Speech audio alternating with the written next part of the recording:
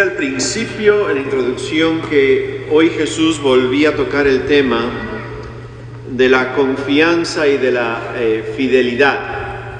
Son dos palabras hermosas, son palabras diferentes, ambas confianza y fidelidad, sin embargo tienen la raíz en la misma palabra que es fides, que significa fe. Ahora, cuidado, cuando tú y yo escuchamos la palabra fe, inmediatamente lo hacemos sinónimos de creer. La fe en el sentido profundo cristiano es muchísimo más que creer. La fe es una entrega, un compromiso, es una pasión, es un dar mi vida a algo, a alguien, mi tiempo, mis tesoros, mis sueños, mis proyectos. La fe es un seguimiento, es una forma de vida donde estoy dispuesto a arriesgarlo por aquello que creo y aquello que amo. Por lo tanto, cuando escuchemos la palabra confianza y fidelidad, es mucho más que fe, es entrega total y absoluta de tu vida y de la mía a un sueño, a un proyecto, a un ideal, a una persona.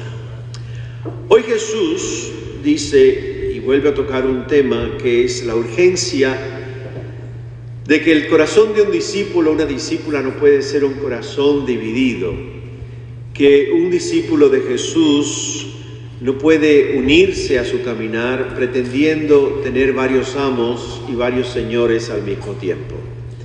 Por lo tanto, creo que una pregunta que va surgiendo con esta meditación y con la palabra que hemos escuchado es una pregunta que requiere muchísima honestidad, requiere muchísima humildad, y es realmente dos preguntas. ¿Cuántos amos y señores todavía tienen tu corazón y el mío?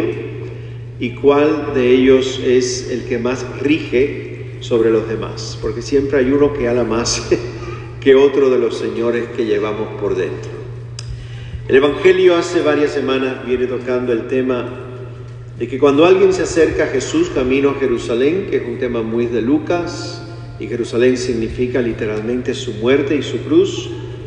Cuando un discípulo se acerca y Jesús lo recibe, Jesús le recuerda que tiene que estar dispuesto a darlo absolutamente todo, tiene que estar dispuesto a asumir incluso su propia cruz, también su propia pasión, su propia muerte. Y si el discípulo le dice, mira, tengo que ir a enterrar a mis muertos, tengo que ir a despedirme de mi familia, tengo que ir a cerrar mis asuntos, Jesús le dice, esto no es para ti. Este no es tu caminar conmigo, no estás listo.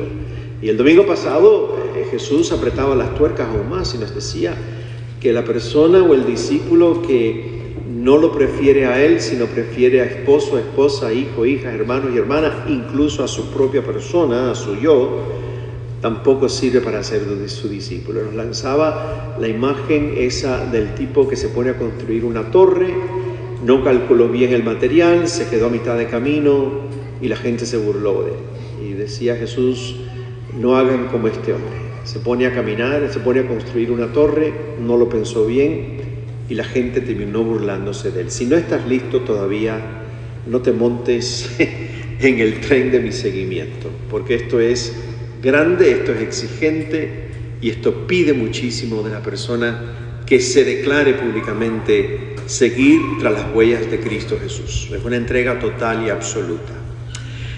El texto de hoy, Paola lo reescribe como un texto que inquieta y un texto que molesta, porque nos obliga a mirarnos muy honestamente por dentro y preguntarnos cuántos amos y señores teníamos por dentro, cuánto de estas cosas nos quitan nuestra libertad interior, cuántas de estas cosas nos quita la paz y cuántas por lo tanto nos impiden muchas veces dar un sí total y un sí duradero a Dios, porque todavía el corazón lo tenemos dividido en diferentes señores. Uno de los señores que Jesús menciona hoy es el famoso don dinero. Y incluso hay una frase en el Evangelio muy fuerte, dice, el dinero que tantas veces se ha conseguido con injusticias. Y ese don dinero, pues sabemos que nos trae poder, nos trae estatus, nos trae privilegios. Yo personalmente, quizás por la influencia de esta espiritualidad franciscana en mí, pienso que no se trata tanto de tener sino se trata de mirar cuánta actitud hay en ti y en mí que nos fascina acumular y acaparar, que son dos cosas muy diferentes a tener. Cuánto acaparamos y cuánto constantemente acumulamos.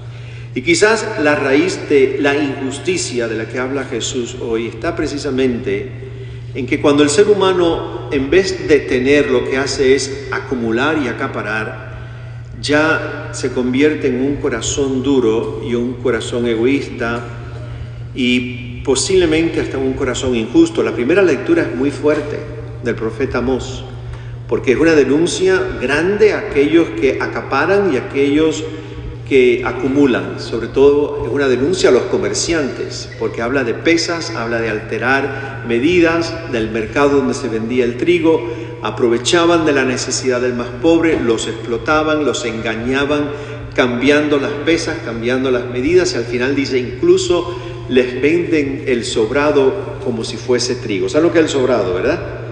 Cuando se recogía el trigo se mezclaba unas cuantas semillitas con la hierba que quedaba o las espigas secas, y eso se los vendían a la gente como si fuese trigo. Cuando tú vendes el café alterado, el 30% es café y el 70% sabe Dios lo que es. Eso es un alterado, es un sobrado.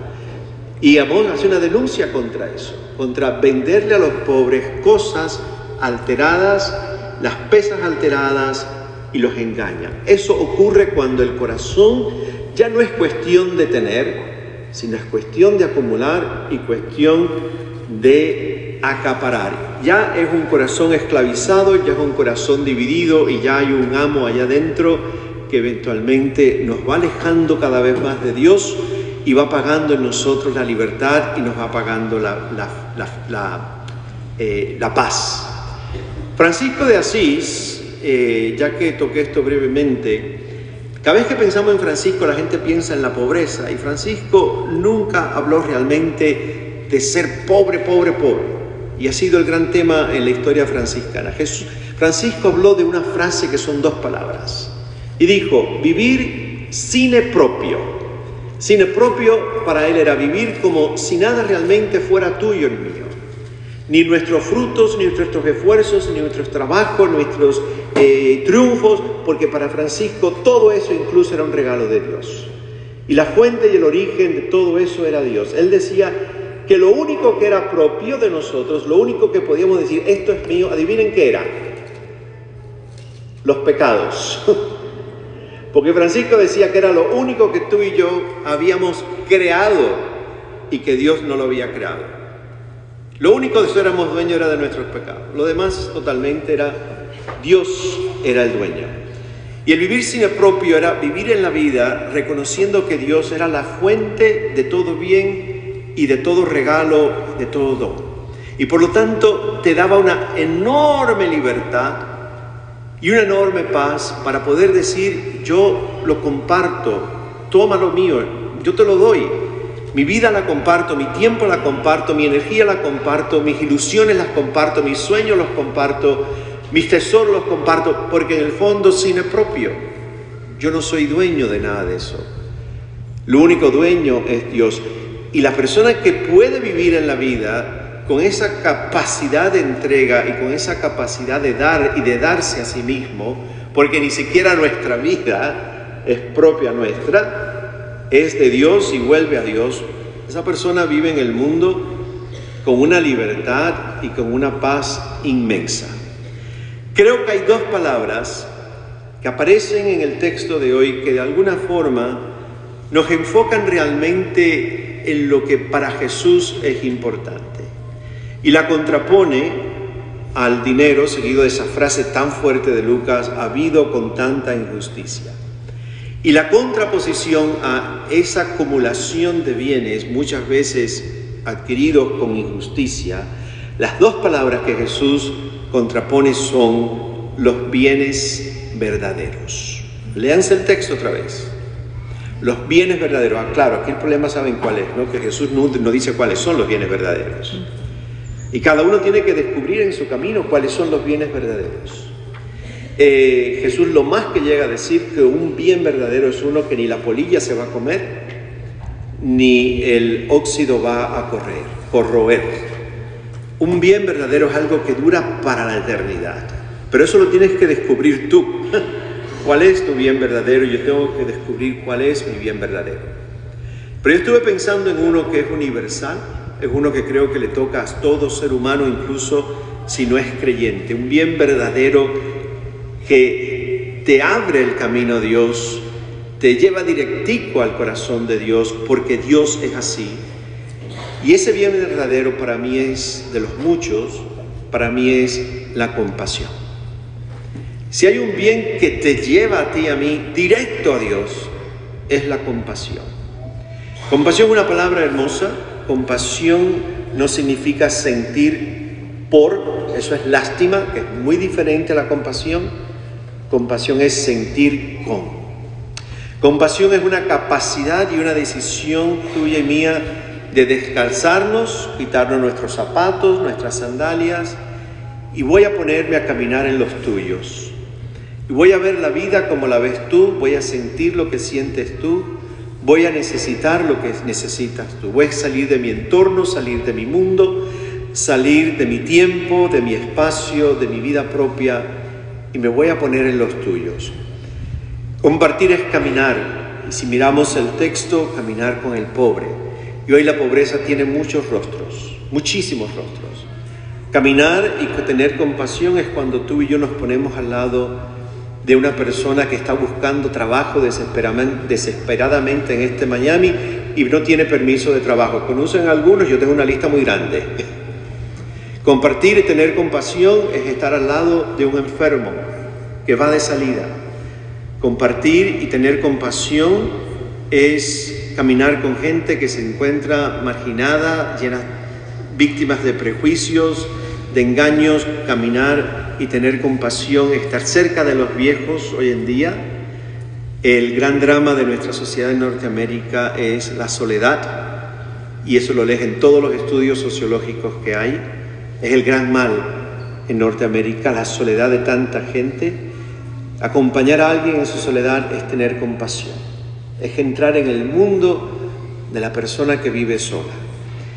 El profeta Isaías ya nos recordó hoy, el profeta Isaías nos recuerda, y es una lectura bellísima de Cuaresma, que dice que Dios sanará tus heridas y las mías el día en que, aún heridos nosotros, nos volquemos sobre las heridas de los demás. Y ese es el momento en que tus heridas y las mías serán sanadas. El día en que miramos las heridas de los otros. Y la razón es muy sencilla.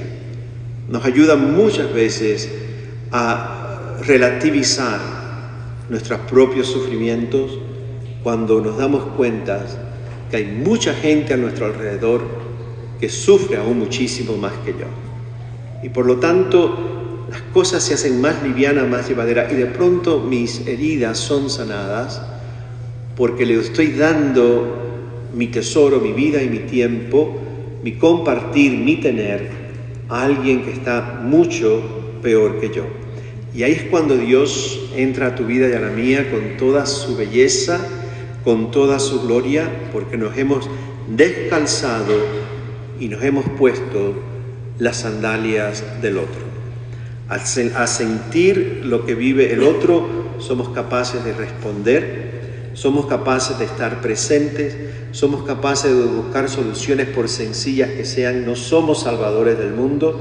Muchas veces no podemos solucionar los problemas de los demás, pero podemos acompañar. Repito, la gran tragedia de nuestra cultura en Norteamérica es la soledad. Y poder estar presente y poder estar cerca es una forma bellísima de compasión. Al entrar Dios en tu vida y en la mía, porque hemos adquirido un bien verdadero, llega la paz y llega la libertad. Y poco a poco vamos a descubrir que el corazón se va sanando, gente.